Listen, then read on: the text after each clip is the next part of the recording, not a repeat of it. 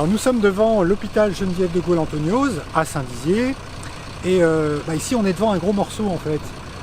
Gros morceau parce que bon, c'est un bâtiment imposant pour le coin et parce que gros morceau pour tout ce que ça signifie de la bêtise de la gestion des établissements hospitaliers en France, bêtise malgré tout qui permet aux officines privées de mettre la main sur notre santé et d'en faire leur profit. Alors voilà grosso modo comment ça se passe.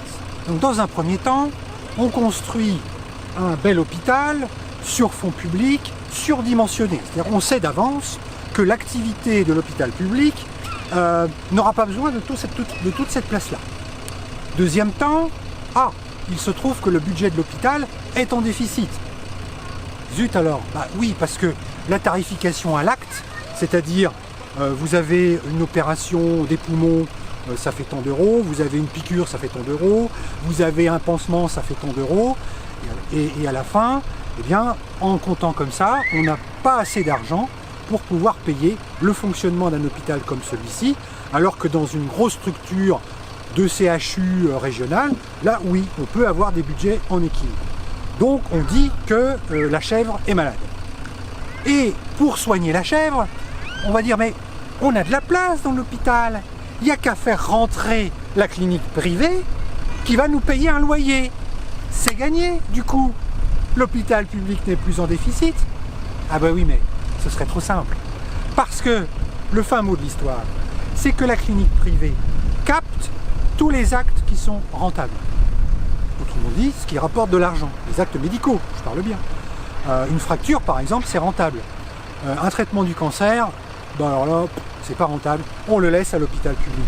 Donc la moralité finale de l'histoire, c'est que l'hôpital public, en comptant comme ça, reste toujours en déficit. Et à partir de là, ma pauvre dame, il faut fermer des lits, donc il faut mettre du personnel dehors, on n'en a plus besoin. Voilà.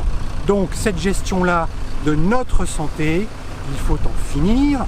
C'est pour cela que, à l'avenir en commun, nous proposons de supprimer la tarification à l'acte pour revenir à un budget de fonctionnement global qui permet justement de fonctionner correctement avec les besoins locaux, pour les besoins locaux.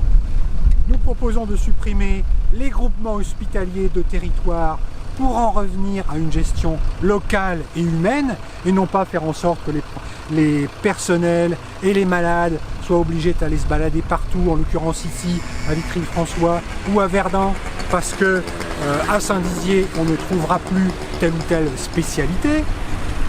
Et surtout, on veut financer l'hôpital public avec de l'argent public. Et celles et ceux qui veulent se payer une médecine privée, eh bien ceux-là paieront à 100%, mais en tout cas, la sécurité sociale doit financer 100% de la médecine publique et ne plus financer la médecine privée.